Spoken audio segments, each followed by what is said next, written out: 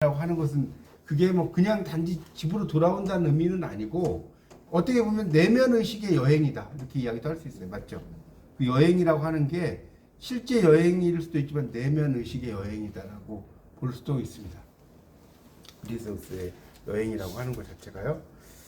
그래서 제가 그 저번 시간에 그 사뮤엘 테일러 콜리지 이야기했죠. 기억 안 나요? 이 사뮤엘 테일러 콜리지가 영국의 낭만주의 시인이라고 그랬잖아요. 그래서 이 사람이 그 아편을 복용했다고 그랬죠.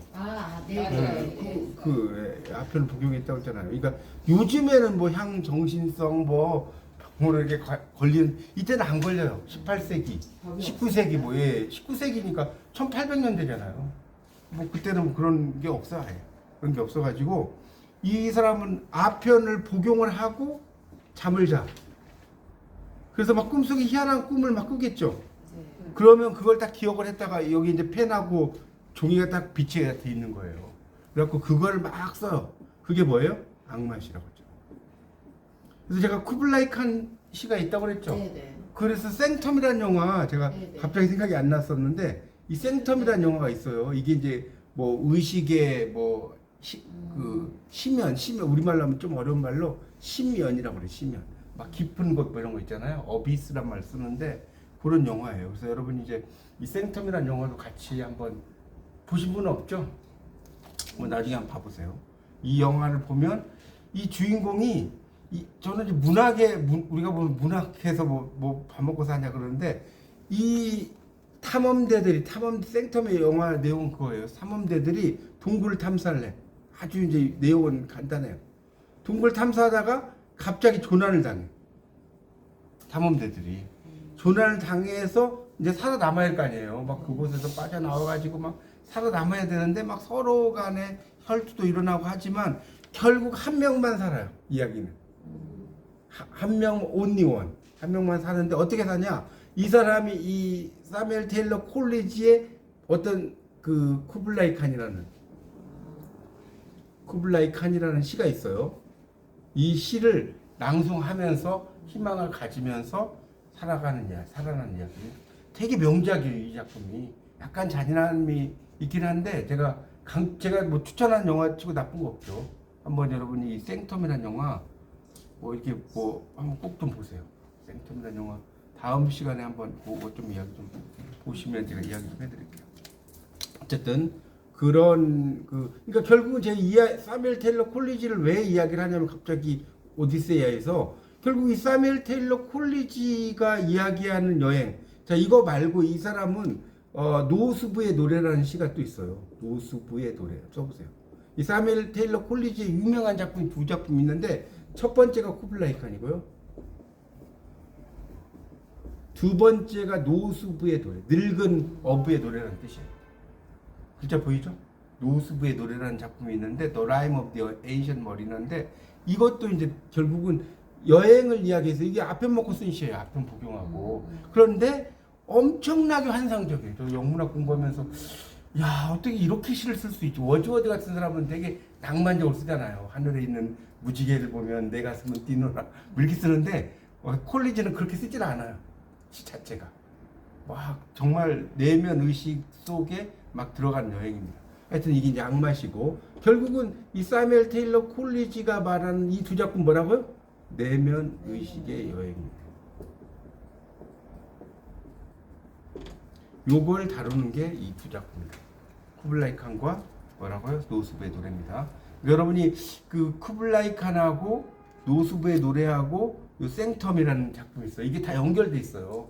아시겠죠? 한번 요 작품은 좀 다음 제가 수업할 때 좀 같이 할 테니까 같이 한번 좀 읽어보시면 좋겠습니다. 영화도 한번 보시고. 공부라는 거는 이렇게 여러분이 그냥 여기 있는 것만 하는 것보다 좀 연결시켜서 공부하면 되게 재밌습니다. 어쨌든 그래서 이제 이 귀향 이야기라는 게 이제 오디세이아의 작품이라는 건 뭐 여러 번 제가 이야기를 했고요. 그래서 이제 이 오디세이아에서의 작품은 이제 일단 오디세우스 일행이 트로이를 떠나가지고 어디로 가냐면 이스마루스라는 곳에서 해적지가 이스마루스 맞죠? 여기 보면 이스마루스의 이야기가 나와요. 거기에서 이제 어떤 그 해적질하고 뭐 이제 그런 내용도 이 책을 읽어보면 나옵니다. 그래서 이제 여기서 오디세우스가 어떤 포도주 얻는 이야기도 나오고요. 포도주 뭐 그런 이야기도 나옵니다. 뭐 하여튼 그런 건 뭐 그러니까 큰 틀은 그렇다는 거고요. 그 다음에 여기에서 또 그래서 이제 그러니까 해적질을 하는데 여기서 이제 해적질을 하는데 오디세우스 일행이 결국은 그 성공을 막 축하한다고 잔치를 벌이고 있는 사이에 이 상대방의 지원군이 기습을 해서 재난을 당하는 뭐 그런 내용의 한 파트가 나오고요. 이 두 번째 파트는 뭐가 또 나오십니까? 아까 연꽃 이야기했죠. 네. 로터스 먹는 사람들 이야기가 나와요. 로터스 먹는 사람들. 그러니까 실제로 제가 저번 시간에 좀 이야기했죠. 로터스가 연꽃인데 연꽃을 뭐 화학자들이 아무리 분석을 해봤자 여기에 뭐 이렇게 그런 성분이 없대요. 마약 같은 뭐 그런 성분이 없다고 하니까 그냥 신앙일 뿐인 거죠. 신화적으로 그렇다는 거지 실제로 뭐 연꽃을 먹으면 그런 건 아니고 환상의 세계 이런 이야기가 로터스 먹는 사람들에서 또 나오고 있습니다. 그래서 여기서도 보면 이제 열매를 먹으면 어때요? 다 잊어버리는 거죠. 네, 과거를. 과거를 막 잊어버려가지고 그냥 현재가 좋은 거예요. 제가 도연명이 그때 술을 뭐라고 그랬어요? 망우물 기억나요? 네, 네, 네. 망우물이라고 그랬잖아요. 네. 근심을 잊게 하는 물건이다. 도연명이 쓰인 그 작품들을 보면 이 망우물이라는 표현이 되게 많이 나와요. 근심을 잊게 하는 물건, 망우물. 그래서 이렇게 나오는데 그래서 이제 그 연꽃을 먹는 것 자체가 그러니까 여기 오디세우스의 동료들도 어때요? 집에 가는 걸 거부해 버리는 거죠. 이걸 이제 먹고 나서 뭐 그런 얘기 나옵니다. 뭐 그 정도로 보고 그 다음에가 이제 폴리페모스가 나와요. 폴리페모스, 네. 폴리페모스죠. 이 폴리페모스는 결국 이제 가 나오는데 여기 이제 개인 이름이에요. 폴리페모스라는 게 이제 거기에 보면 이 키클롭스라는 종족 이름이 나오거든요. 키클롭스 그곳에 키클롭스가 나오는데 요 키클롭스는 종족 이름이고요. 종족 이름이고 요 폴리페모스는 개인 이름이에요. 그렇게 좀 이해를 하시면 됩니다. 그래서 이제 거기에서의 이야기들도 막 나오죠. 그러니까 여기 지금 여기에 이제 등장하는 키클롭스는 뭐랄까 이 민담 속의 존재인데 눈이 하나뿐이야, 맞죠? 네. 눈이 하나뿐이고 몸이 거대한 야생의 인간이라고 생각을 할 수가 있는 그런 그러니까 쉽게 말하면 뭐예요? 외눈박이 거인이죠. 쉽게 말하면 외눈박이 거인 이야기가 또 여기서 등장을 합니다. 이 속을 읽어보면 뭐 그런 이야기들 나오는데 하여튼 이제 이것도 뭐 여러분 자세히 읽어보면 뭐 그런데 하여튼 외눈박이 거인이죠. 그래서 안에 있는 음식을 먹으면서 즐기고 있을 때 이제 주인이 오고 엄청난 돌을 굴려서 동굴을 입구를 또 막아버리고 뭐 그런 이야기 나오거든요. 읽어보면 그런 내용들이 쭉 나와요. 제가 이제 좀 이따가 다시 이야기는 좀 하겠지만 그 다음에 이제 네 번째가 아일로스의 섬 이야기. 아일로스의 섬. 그런 이야기가 또 나옵니다. 아일로스의 섬. 그 폴리페모스와의 만남에서 부활을 한 6명을 잃어요. 이 책에서. 그런데 이제 나쁜 일, 우리가 인생이라는 게 어때요? 여러분도 살아보셨지만 나쁜 일만 있나요? 좋은 일만 있나요? 네? 좋다가 나쁘다 그렇죠. 네, 그게 이제 ups and downs라고 하는 거예요. ups and downs. 그러니까 우리가 up and down 하면 여러분 up and down과 ups and downs의 차이가 뭐냐? up and down은 그냥 위아래. up and down 알죠? 네. stand up 이런 거. calm down 위아래인데 이 ups and downs가 되면 이게 세옹지마. 인생이라면 세옹지마 변방 늙은이의 말이다. 뭐 세옹지마 모르는 건 없잖아요. 정말 인생이라는 게 그런 것 같아요. 진짜 여기가 절망이라고 생각하면 희망이고 또 희망이라고 생각하면 절망이고 그런 경우가 너무 많아요. 정말 이렇게 이렇게 간 사람은 정말 행복한 사람인데 행복하긴 한데 인생이 재미가 없죠. 이렇게 여러분도 그냥 나는 그냥 뭐 고만고만해서 이렇게 살다가 죽어. 이거보다 막 인생에서 올라갔다가 막 내려갔다가 다시 올라갔다가 이런 게 또 이제 묘미가 있는 거거든요. 인생은. 하여튼 이 세옹지마를 이야기하는데 어쨌든 뭐 나쁜 일만 계속되진 않죠. 그래서 이제 그 여기에 바람의 왕 아이올로스는 되게 우호적인 인물로 등장을 합니다. 여기서는. 그래서 자족적으로 행복하게 지내는 뭐 그런 이야기가 이제 나와요. 그렇게. 그 다음에가 이제 라이스트 리고네스 사람들 이야기, 뭐 키르케 이야기, 뭐 그다음에 저승 여행, 그다음에 사이렌 알죠? 사이렌 뭐 이런 이야기도 나옵니다. 되게 많이 나와요. 그러니까 뭐 이걸 뭐 다 제가 이야기를 할 수는 없는데 이 중에서 이제 특히 이제 저승 여행 부분이 또 있죠. 저승 여행.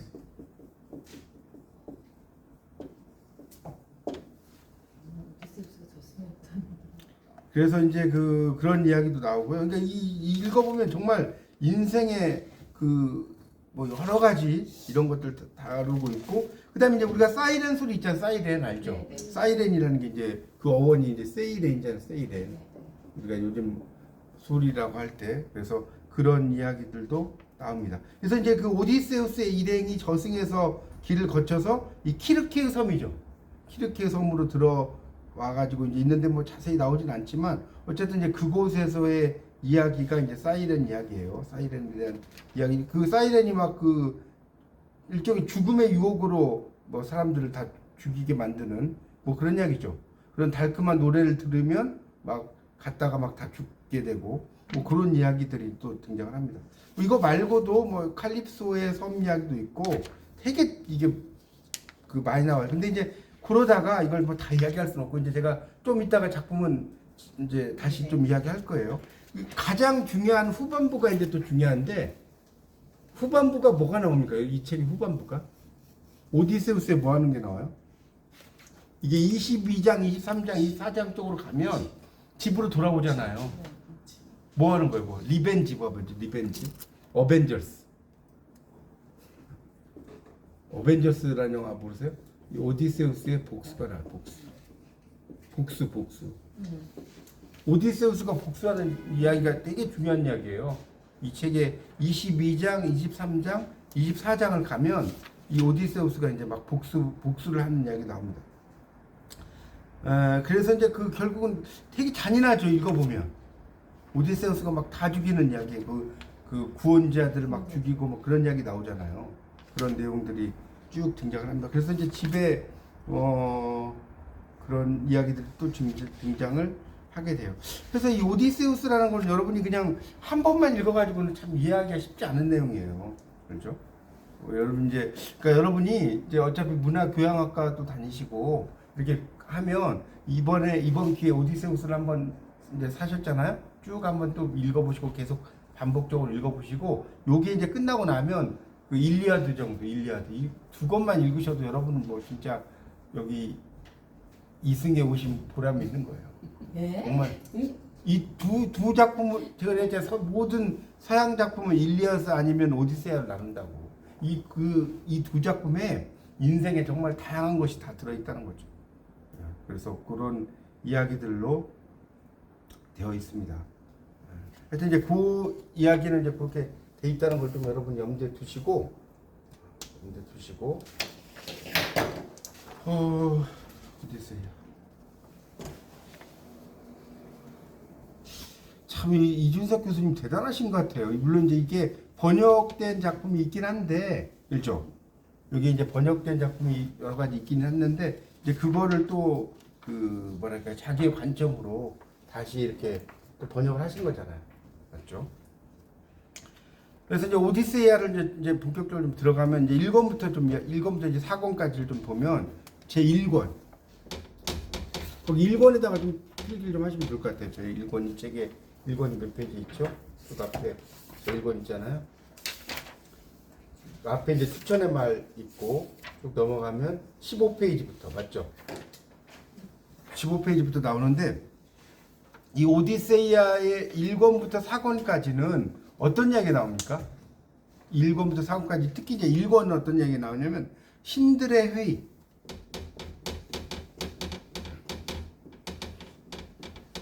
신들의 회의와 그다음 뭡니까? 텔레마코스의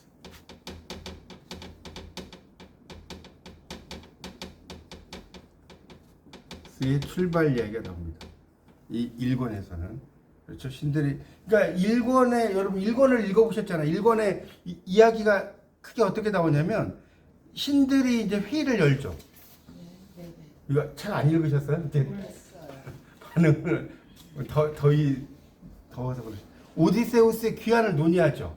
제 1번에 보면 신들이 회의를 열어가지고 오디세우스의 이제 귀환을 논의하는 이야기인데, 그래서 이제 아테나가 이 텔레마코스를 도와서 아버지의 소식을 찾게 하려고 이제 격려하고, 또 이제 이타카에서 페넬로페를 둘러싼 이 구원자들이, 그렇죠, 구원자들이 막 엄청 나오죠. 여기 보면 그 오디세우스가 전쟁에 나가서 죽은 지 아니까 막 구원자들이 이제 궁정을 어지럽게 하고 있고, 그래서 이 아테나가 이 멘테스라는 인물로 변장을 해요. 멘테스 있죠, 멘테스. 그 멘테스라는 인물로 변장을 해서 이 텔레마코스를 찾아가는 이야기다. 요게 줄거리예요. 일장은 뭐 여러분 읽어보면, 예, 그렇죠. 읽어는 보셨겠지만 이게 바로 이야기가 막 닿지는 않을 거예요. 이야기는. 그러니까 좀 곱씹으면서 읽어야 돼요. 이 오디세이아는 그냥 한 번에 이렇게 이야기를 한다기보다는 곱씹으면서 이야기하는데, 결국은 그러면 일장의 줄거리가 이런 거고, 그러면 일장의 이제 결국 감상 부분이 중요하잖아요. 일장 줄거리는 이래. 그럼 이게 뭘 지금 이 호메로스라는 사람이 이야기하려고 하냐? 결국 일장은 뭐예요? 서사의 시작이죠. 지금 24권까지의 그 서사의 시작, 출발점이라는 거예요. 그래서 결국은 여기에 이야기의 중심이 되는 사람은 여기 존재하지 않아요. 존재하지 않죠. 네. 그걸 뭐라고 그래요? 부재자라고 하는 거예요. 부재자. 존재하지 않는 사람. 이 부재자가 누구죠? 오디세우스죠. 네, 오디세우스가 직접 등장하지 않아요. 1장에 오디세우스 등장합니까? 안 하죠. 그래서 그의 부재가 가져온 여파, 또 주변 인물들의 반응, 이런 것들이 주로 이제 이야기가 나오고 되겠고요. 그런 이야기가 나옵니다. 그래서 이제 결국 여기에서 1장에서 이 텔레마코스는 어때요? 상당히 좀 미숙한 청년으로 보여요. 이 텔레마코스는 미숙한 청년. 텔레마코스는 미숙한 청년으로 등장을 합니다. 그렇지만 결국 아테나의 조언을 통해서 이제 성장의 여정을 시작하게 되는 이야기. 결국은 1장에서 이제 시작이 됐지만 결국은 뭡니까? 아까도 제가 이야기했지만 오디세이아의 큰 주제를 이야기한다면 뭐냐? 그냥 우리가 여행이라고 하지만 결국은 오디세이아를 보면 자아를 찾아 떠나는 여행이에요. 자아를 찾아 써보세요. 떠나는 여행. 이게 이제 오디세이아 전체 이야기예요. 그러면 여행. 여러분, 자아를 찾아 떠난다. 이 말은 결국 뭘까요? 인간의 뭐의 문제를 다룬다는 거예요? 무의식의 문제? 아니, 정체성의 문제. 정체성 영어로 뭐라고 그랬어요? 아이덴티티라고 그랬죠? 아이덴티티를 세 글자로 뭐라고 그래요? 아이덴티티를 세 글자. 이거 제가 저번에 한번 이야기한 것 같은데. 정체성을 세 글자로 뭐라고 하냐면 나는 누구인가. 네. 이 후에마이의 문제예요. 결국.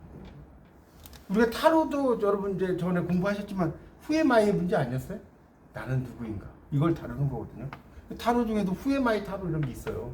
그런 걸 다루는. 네. 아니 뭐 그러니까 어차피 타로를 보는 건 똑같은데 결국 타로를 통해서 나의 정체성을 알아가는 과정이거든요. 타로라는 것 자체가. 물론 이제 그림으로 보는 심리 상담이기도 하지만 그런 거죠. 어쨌든 그래서 1장에서는 신들의 회의와 이 텔레마코스의 출발, 이런 이야기가 등장을 합니다. 그렇게 읽어보시면요. 그런 내용이 이제 나오고 있어요. 그 다음에 이제 일단 4권까지 좀 이야기하고 또 책에서 좀 보도록 할게요. 그럼 2권에서 이야기하는 건 뭐냐? 2권에서는 어떤 이야기예요? 여러분 2권을 보면 2권이 몇 페이지부터 있지? 38페이지. 38페이지부터 있죠. 2권에서는 여러분 읽어보시니까 어때요? 2권에서는 뭘 다루는 것 같아요? 민회를 소집하죠. 민회 소집과 텔레마코스의 항해 준비. 소집을 하고, 그러니까 여기 보면 1권부터 4권까지는 지금 오디세우스가 지금 등장을 하지 않죠. 텔레마코스의 이제 항해 준비가 됩니다. 거기 여러분 이제 각 권에다가 이렇게 써놓으시고 지금 이제 아마 읽으셔서 또 이해가 안 될 수도 있고 그래요. 그런 것들 써놓고 이런 기본적인 걸 좀 알고 나서 보면 좀 더 쉬울 거예요. 지금 뭐 이해가 안 가더라도 그냥 써놓으세요. 거의 뭐 우리말인데 우리말이 아니죠. 우리말인데 우리말이 아니에요. 이게 참 고전이 그래서 어려운 거예요. 그래서 고전이가 우리 그런 우스갯소리를 그러잖아요. 고전을 공부한다. 고전. 여러분 이제 고전이 한자로 이렇게 쓰잖아요. 고전 맞죠? 고전 이렇게 쓰잖아요. 네네. 옛 고자의 책전자. 고전을 막 국문학과 가면 막 고전 문학 감성, 고전 시각 뭐 개론 이런 게 되게 많아요. 그래서 고전을 공부하면 뭐냐? 우스갯소리로 그래요. 국문학과에서 고전의 고전을 거듭한다. 이제 말장난이지만 고전을 공부를 하면 고전의 고전을 거듭하면 말 돼야 안 돼요. 그러니까요. 언어 자체도 고전은 옛날 언어를 사용하니까. 그렇죠. 옛날 언어를 사용하기도 하고 요즘 알아듣지 못하는 그들만의 또 표현이 있고, 그렇죠. 그런 것들 있잖아요. 그래서 고전을 공부하면 고전의 고전을 거듭하지만 또 그 고전의 그 깊은 묘미라는 것을 또 알아갈 수가 있다는 거예요. 아시겠죠? 이 권에서 이렇게 써놓으세요. 그러니까 제가 이 사원까지 쭉 설명을 드릴 테니까 이렇게 써놓으시면 좀 나을 거 아닙니까? 그냥 있는 것보다. 그래서 그런 걸 토대로 읽으시라 이거죠. 그리고 또 뭐 좀 어렵지만 여러분이 그래도 문화교양학과에서 또 뭐죠? 신화도 배우고 오디세이아도 공부하니까 이 정도는 갖고 계시면 좋죠. 옛날 정석책하고 두께가 딱 비슷하죠. 저 옛날 수학의 정석책. 그래서 옛날 뭐 잠 안 오면 정석책 비고 자고 막 그랬잖아요, 막. 그렇죠. 하여튼 그래서 이게 이권의 내용이 뭐라고요? 미네의 소집과 텔레마코스의 항해 준비 이야기예요. 그래서 여기서도 이제 줄거리를 보면 이 텔레마코스가 뭘 비난하냐면 구원자들 막 그 페넬로페의 구원자들 있죠. 이 구원자들의 방탕함을 막 비난해. 이를 방탕하다 이런 걸 비난을 해서 결국 이제 미네를 소집해. 지금 제목이 미네의 소집이잖아요. 미네를 소집을 해. 그렇죠? 근데 실질적인 도움은 받지 못해. 읽어보면 실질적인 도움 받지 못하고요. 또 아테나는 또 다시 지금 아까 1권에서도 아테나가 멘테스라는 그 뭐 인물로 변장했는데 또 이제 멘토르라는 모습을 나타나서 뭐 격려하고 아버지를 찾기 위한 항해를 준비하는 아버지를 찾기 위한 항해를 준비하는 요 내용이 2권에 있어요. 그러니까 어떻게 보면 1권부터 4권까지는 좀 이렇게 뭐 크게 재미는 없어요. 왜냐면 지금 오디세이아가 본격적으로 등장하지 않았고 그냥 워밍업 단계라고 보면 돼. 썰푸는 단계. 들어가기 전에 그런 단계라고 이제 볼 수가 있겠죠. 그래서 이제 이 장의 2권에서는 결국 텔레마코스가 중요한 전환점을 맞는데 대중 앞에서 연설하죠. 그리고 행동에 나서는 모습. 이런 것들이 이제 등장을 해요.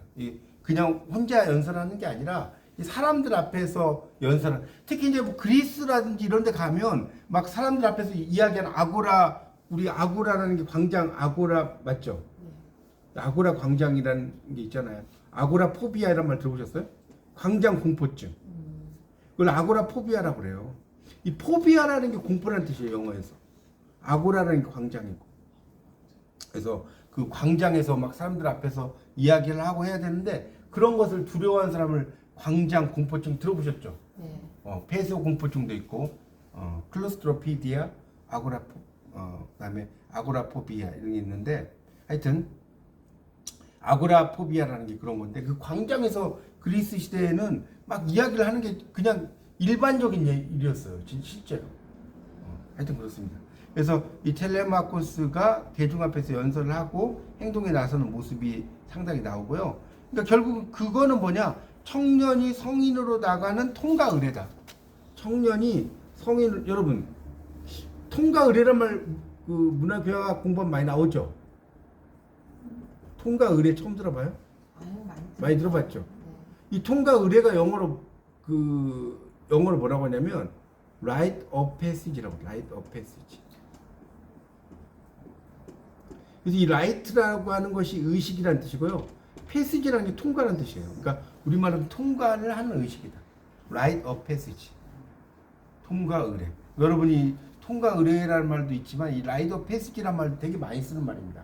알아두시면 좋겠습니다. 그러니까 결국은 그리고 제가 저번 시간도 한번 이야기했죠. 우리가 교양소설, 깨달음을 가져가는 교양소설이다. 이게 기억나십니까? 교양소설을 다른 말 뭐라고 그랬어요? 교양소설 다른 말. 빌덩스 로먼 이야기 안 했어요? 하셨어요. 네. 빌덩스 로먼. 그러니까 알긴 아는데 말로는 안 나오죠. 이 빌덩스 로먼이라고 하는 거예요. 그러니까 이게 일종 교양 소설적 우리가 교양 소설이 뭐냐? 옛날 반올림이라든가 이런 드라마처럼 뭔가를 깨달아가는 과정. 그걸 다루는 게 교양 소설이거든요. 교양 있는 소설이라는 뜻이 아니에요. 교양 소설이라는 말이 빌덩스 로먼이라는 거는 어떤 주인공이 청소년기, 특히 청소년기가 뭐 질풍노도의 시기, 주변인 뭐 그런 거 있지 않나요? 네. 뭐 그런 거 있잖아. 하여튼 뭐 심리적 이유기 이게 다 깨달아가는 그런 시기잖아요. 옛날 국민들 시간에 다 배우셨잖아요. 그러니까 어쨌든 이 내면의 성장, 자기 확립을 의미하는 거예요. 대중 앞에서 연설한다는 거예요. 그래서 결국 이게 뭐다? 청년이 성인으로 나가는 통과 의례적인 경험이다. 이렇게 이제 볼 수가 있습니다. 그런 내용이 이제 2권에 나와요. 2권에 나오고 3권은 뭐냐? 3권. 이 책의 3권은 어떤 내용이 나오냐? 자, 3권은 어떤 내용이 나올까요? 3권은 이 텔레마코스가 넬레우스의 아들 네스토르 있죠. 네스토르. 텔레마코스가 그 넬레우스의 아들 네스토르를 만나요. 네스토르를 만난 이야기인데 이 텔레마코스의 첫 번째 그 목적지인 이제 필로스를 텔레마코스가 방문을 해서 그 현자 깨달음을 얻는 사람을 현자라고 그러거든요. 네스토르를 만나서 이제 오디세우스에 대해서 이제 이야기를 해주죠. 이 네스토르라는 사람이 이 오디세우스에 대해서 이야기를 해주고 그의 행방을 잘 몰라요 아직은.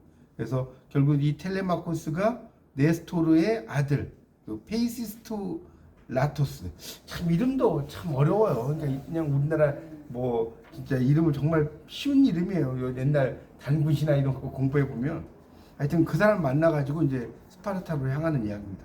결국은 이 3권도 결국 뭐예요? 텔레마코스의 정신적인 여정의 이야기죠. 뭐 그런 내용들이 되고 있습니다. 결국은 이 3권에서 그러면 요지는 뭐냐? 지금 아버지가 존재하지 않죠. 그러니까 아버지의 부재 속에서 지도자의 자질을 찾아가는 과정. 이렇게 써보세요. 아버지의 부재 속에서 지도자의 자질을 찾아가는 과정을 다루고 있어요. 그게 이제 3권의 내용이다. 이렇게 써놓으십시오. 아버지의 부재 속에서 아버지가 존재하지 않잖아. 그러니까 이런 거 보면 동양이나 서양이랑 참 비슷하지 않나요? 우리 동양의 해모스, 뭐 유리왕 이런 것도 보면 해모스가 없잖아요. 그래서 유리왕이 막 아버지를 찾아가는 그런 과정이 동양에서도 신화에 나타나는데 그 비슷한 게 되게 많아요. 동서양을 공부해 보면. 자, 4권에서 이야기는 4권. 이 4권에서 이야기는 뭐냐면 스파르타의 메넬라우스와 헬레네가 나와요. 스파르타의 메넬라우스와 헬레네 나오는데 결국 이제 이 4권에서도 뭡니까? 이 텔레마코스가 이 스파르타에 도착을 해서 이 메넬라우스하고 헬레네 이 부부를 만나요. 이 부부를 만난 이야기인데 결국은 오디세우스의 기지, 그러니까 우리가 위트란 말 들어봤죠. 위트가 넘친다. 이 위트를 이제 다른 말로 기지라고 하거든요. 위트가 넘친다라고 하잖아요. 재치. 이걸 칭찬하면서 그에 대한 존경심을 드러내고 결국 이 메넬라우스는 오디세우스가 아직 생존해 있다. 생존해 있는데 어디에 있어요? 이 칼립소의 섬에 갇혀 있다고 전해져요. 칼립소의 섬도 나오죠. 이걸 보면 칼립소에서 이 오디세우스가 이 그러니까 어느 정도의 암시를 주는 거죠. 이 칼립소의 섬에 갇혀 있다고 나옵니다.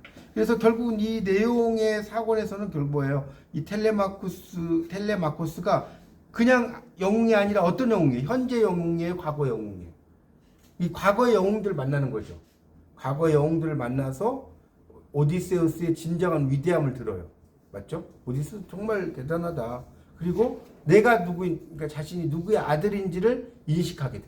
아, 내가 정말 이런 훌륭한 아버지의 아들이구나. 라는 걸 인식을 하는 거죠. 그리고 이 메넬라우스와 헬렌의 이야기 속에서 결국은 뭘 이제 나타나냐면 트로이 전쟁.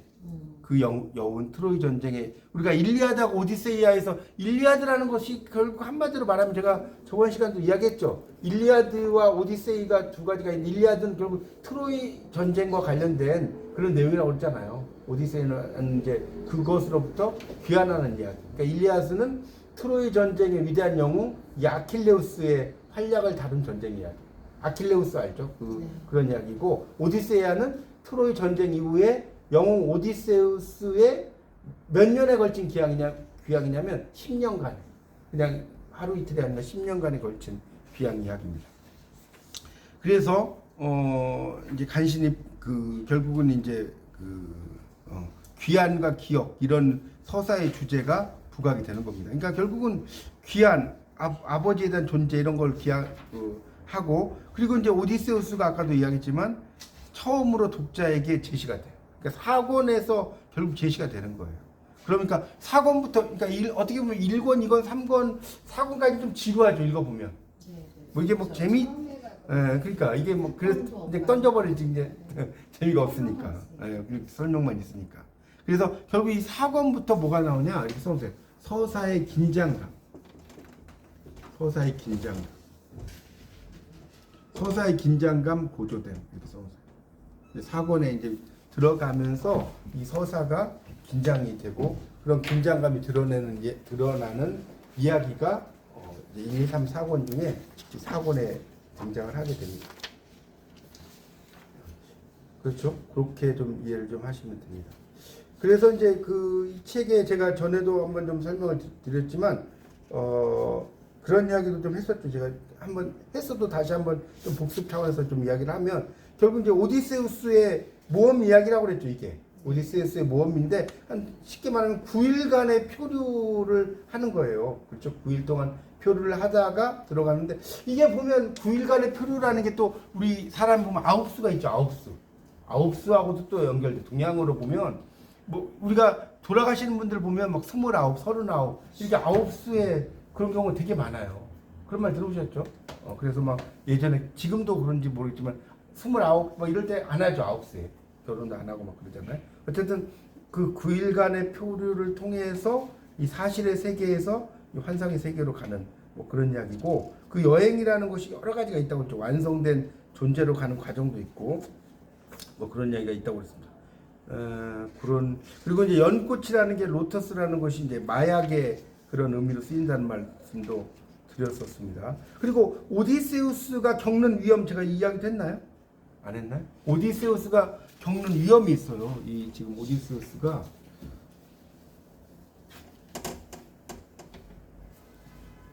자 겪는 위험이 한 3가지가 있는데 오디세우스가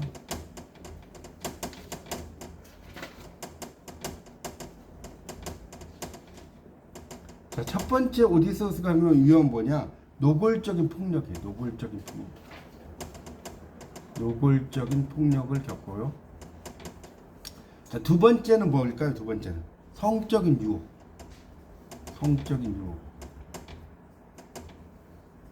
자, 세 번째는 뭘까요? 무책임의 유혹.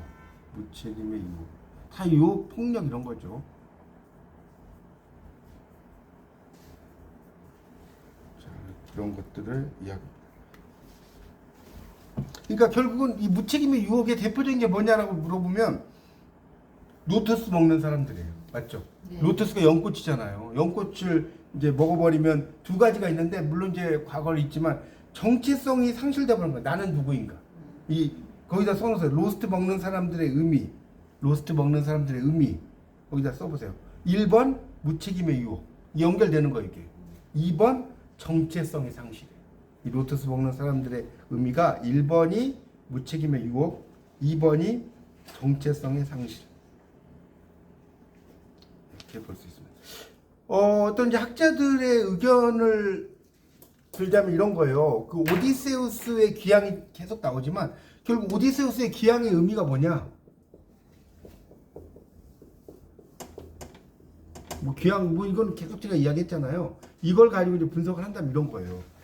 내가 기억하고 타인도 나를 기억해 주는 곳에서야 비로소 온전한 자기 자신으로 살 수 있다. 내가 기억하고 타인도 나를 기억해 주는 곳에서야 비로소 뭐라고요? 온전한 자기 자신으로 살 수 있다. 그런 내용을 이제 다루고 있대요. 내가 기억해 주고 타인도 나를 기억해 주는 그런 곳에서야 비로소 그 온전한 영웅으로 살 수가 있는 그런 내용이 됩니다.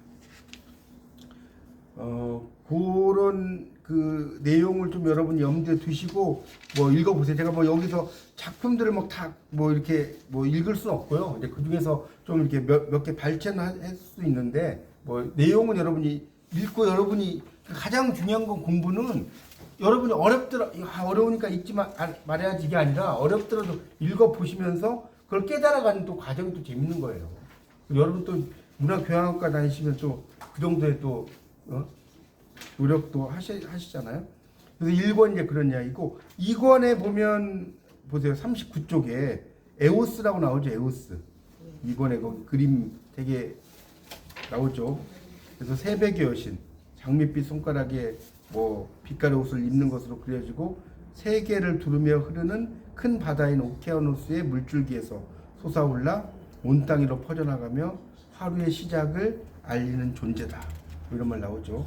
일종의 영어로 말하면 돈의 돈, DAWN, 그 돈의 의미로 쓰이는 것이 이제 그런 것을 형상화해냈다라고 볼 수가 있겠습니다. 그래서 이제 이 책에서 또 흥미로운 부분은 여기 43페이지죠. 43페이지. 43페이지가 또 이제 좀 하나의 사건이 등장하죠. 우리가 소설에 제가 다시 한번 복습합니다. 소설의 3요소하고 소설 구성의 3요소가 있다고 그랬죠. 한번 이야기해 보세요. 소설의 3요소가 뭐예요? 다 잊어버리셨네. 소설의 3요소가 주제, 구성, 문체예요. 소설의 3요소가 이것도 서사시지만 요즘으로 하는 소설 아닙니까? 맞죠? 주제, 구성, 문체 이게 소설의 3요소라고요. 소설 구성의 3요소는 뭘까요? 소설 구성의 3요소. 인물, 사건, 배경. 이거 꼭 알아두십시오, 여러분이. 여러분 이제 국문학을 안 하셔도 이 정도는 알아두세요. 그러니까 소설이라는 거는 주제를 다루잖아요. 이 작품 지금 여러분 계속해서 오디세이의 주제가 뭐냐 이야기하는 거 아니에요? 그 오디세이의 기한 이야기. 또 구성은 어떤 식으로 지금 되어 있는지. 그리고 문체는 뭐냐면 이게 뭐 강건체인지 강하게 써있는지 약하게 써있는지 길게 써졌는지 또 뭡니까 간결하게 써졌는지 길게 써졌는지 이해가시죠? 만연체로 쓰여졌는지 그런 걸 다루는 게 문체예요.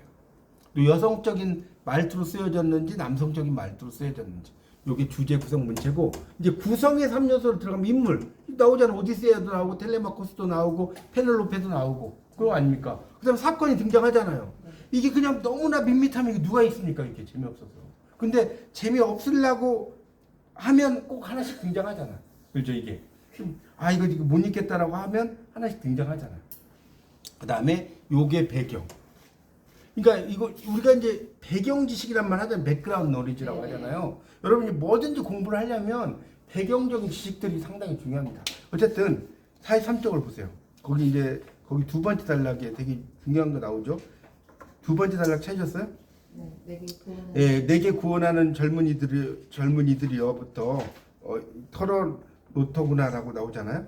내게 구원하는 젊은이들이여 신과 같은 오디세우스가 돌아가셨으니 그대들이 내 결혼을 독촉한다 해도 이 피륙을 천을 다 짤 때까지는 기다려 주시오. 내 이 실만 헛되이 망쳐놓지 않도록 말이오. 이건 길고 긴 고통을 안겨주는 죽음에 파멸을 안겨주는 운명이 영웅 뭐 나오죠. 쓰러뜨릴 때 어쩌고저쩌고 나오죠. 그러다가 밑으로 가보세요. 밑에서 한 5째 줄에 물론 거기서 그녀는 큼직한 옷감짜기를 반복했어. 낮에는 말이야.